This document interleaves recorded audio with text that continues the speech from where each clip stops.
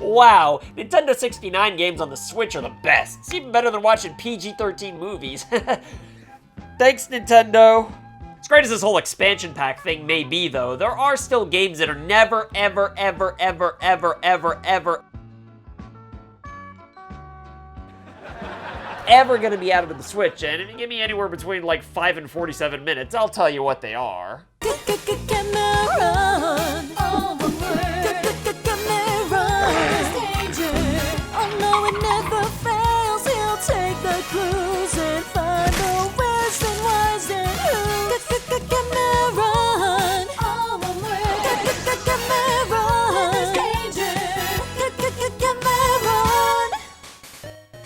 Number 1, GoldenEye.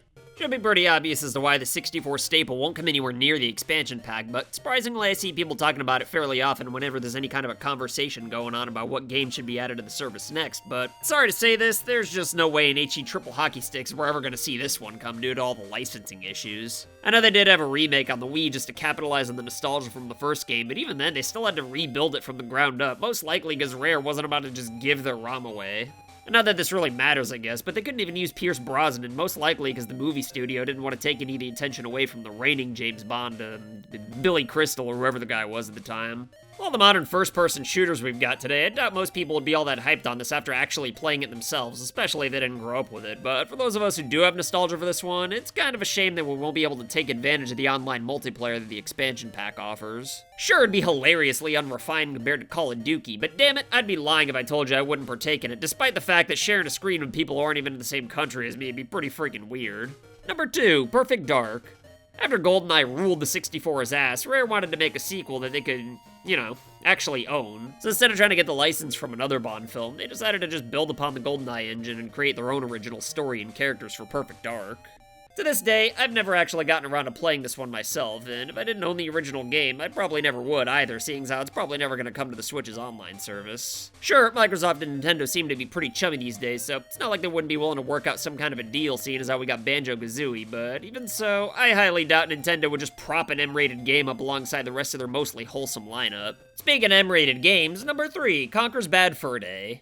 I know I already stooged myself off by admitting I've never actually played Perfect Dark myself, so I guess I can't compare the two, but I just can't imagine that it's much more of a mature game than GoldenEye was. I mean, maybe there's some F-bombs or something like that, but at the end of the day, if your mom's gonna let you play GoldenEye, I can't really imagine why she'd forbid you from playing Perfect Dark. But Conker's Bad Fur Day, on the other hand, was quite the raunchy experience, if I do say so myself, especially on the 64. It was originally supposed to be another wholesome 3D collectathon called Conker's 12 Tales, but then Rare decided to make it stand out from Banjo by making it a little spicier. Hell, it was so raunchy that Microsoft actually had to tone the remake down on the original Xbox. I'm guessing it kinda just flew under Nintendo's radar since it came out late in the 64's life cycle and they were too busy with the GameCube.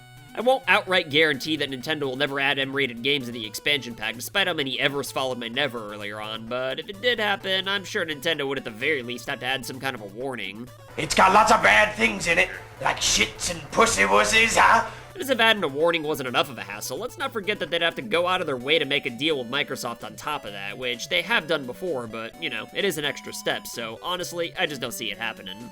Number 4, Resident Evil 2. The M rating on this one certainly doesn't help its chances of making an appearance on the Switch, but don't worry, I'm not about to repeat the same spiel here, because there's actually a bigger reason why I don't think it's going to be added, and basically, I just kind of feel like Capcom's embarrassed of this game. I mean, they do have the Resident Evil 1 remake and Zero on the Switch, so I don't think they're ashamed of the outdated tank controls, but for some reason, they just plain refuse to port anything from the PS1 or 64 eras onto the modern consoles. This could be because they're selling the remakes for 1 through 3 and don't want people to get confused, I guess, but if that were really the only reason, then why not at least port Code Veronica? Could it be that we're getting a remake of that game at some point? Well, I'm talking about things that are going to date this video faster. What if the rumored Resident Evil 4 remake ends up being a thing? And won't people get confused over there being 2 Resident Evil 4s on sale? Nah, something just doesn't seem to add up here, and the only thing that makes sense to me is that Capcom would rather keep the legend of these games alive rather than run the risk of the newer generation playing them and being turned off of the entire franchise thanks to dialogue like this. Ooh. Sorry about that, babe. I thought you were one of them. Then again, they did put the original game on the PlayStation Mini, but if you factor the M rating in, along with the decently sized payday it'd take for Capcom to lend this game, then I'd be shocked if Nintendo made it happen. Which is a real shame too, because the 64 version in particular is a pretty solid port, aside from the audio issues anyway. Number 5, Pokemon Stadium. Back in the day, the entire appeal to this game was that you got to see Pokemon in 3D, but since real Pokemon games these days are in 3D, there's not really any point in playing this one outside of nostalgia or curiosity. Besides, Game Freak's never really been big on re-releasing Pokemon games from previous generations anyway, at least if they weren't remade from the ground up, mainly because the battle system in each generation is considerably different. I mean, it was friggin' miracle that we got the first 2 generations on the 3DS's Virtual Console, but I'm not about to open that can of worms up here, cause I'll probably trail off. But unless those versions were compatible with the Switch, then why on earth would you want to waste your time with Pokemon Stadium? I mean, if you're attached to the battle mechanics from the first generation, like sleep-inducing moves being incredibly cheap and only having one line of Pokemon from Dragon and Ghost types, then it'd actually be pretty cool to transfer your Pokemon over from Red and Blue, or even Gold and Silver for Pokemon Stadium 2, but I really doubt that Nintendo and Game Freak could bend over backwards this much just so people could play the game and go, this is kind of fun, I guess, only to never play it again. Number 6, WWF No Mercy.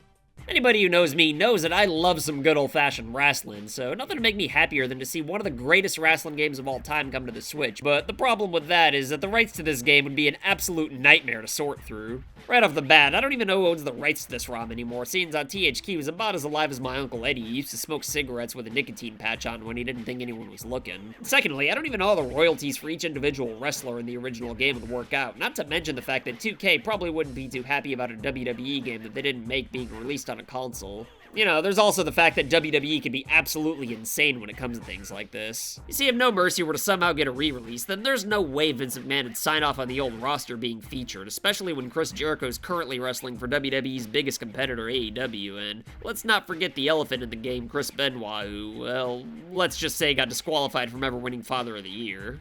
If you're used to the current WWE games, then chances are you'd probably hate this one, but it's a real shame that we'll never be able to enjoy an official release for this ever again, much less on the Nintendo Switch. Imagine how random it'd be if this is the one game that I was wrong about, though. Number 7, Animal Crossing. Some people don't know this, but the first Animal Crossing game actually came out for the 64 in 2001 exclusively for Japan, with the GameCube version that came out a few months later being an enhanced port. Honestly, it was smart for Nintendo to not waste the effort localizing the 64 version, but still though, they could technically do it for the expansion pack. Now, will they do it? Absolutely not. Should they do it? My brain tells me no way, but my ass is telling me it'd be pretty cool. My ass tells me a lot of things, but I learned to stop listening to him a long time ago. Despite being an inferior game, I really do think that a lot of people would actually play Animal Crossing 64 if it were to come to the Switch's online service, and you'd think that Nintendo would want more playtime, but most people probably wouldn't juggle back and forth with New Horizons, so ultimately, it'd be quite counterproductive, especially since they'd have to go through the trouble of translating it in the first place. Number 8, any 64 game that's being sold on the eShop. This really shouldn't take that much explaining, but if you were selling a game on the eShop, would you really want Nintendo to give it to people who are mostly paying for Mario Kart and Animal Crossing DLC? I mean, the NES library does have Crystallis, even though it's being sold in the SNK collection, but since nobody's playing either version of that game, it doesn't really matter. 64 games on the eShop, however, are all standalone releases, so, you know, it makes sense for the publishers to want people to actually buy them. Honestly, though, Turok 1 and 2 might actually make more money in the expansion pack, since I can't fathom anyone who's paying $20 for those games now if they didn't already buy them in the first place when they were put on the eShop. You want one? Oh, yeah. Okay, $20. No, it's expensive. Okay.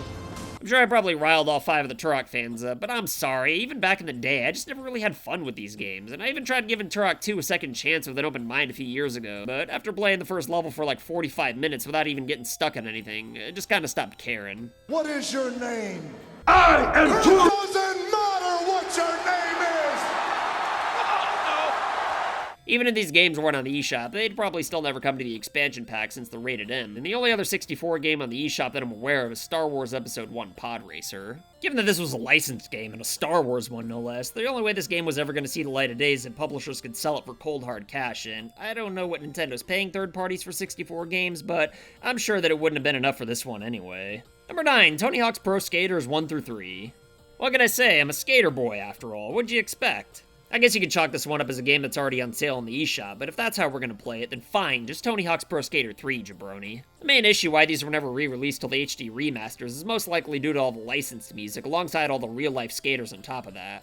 Don't get me wrong, the remaster's awesome, but when people talk about Tony Hawk's Pro Skater 3, they immediately think about the PS2 and GameCube versions, which is probably the better version, but I've always thought the PS1 and 64 versions were pretty underrated.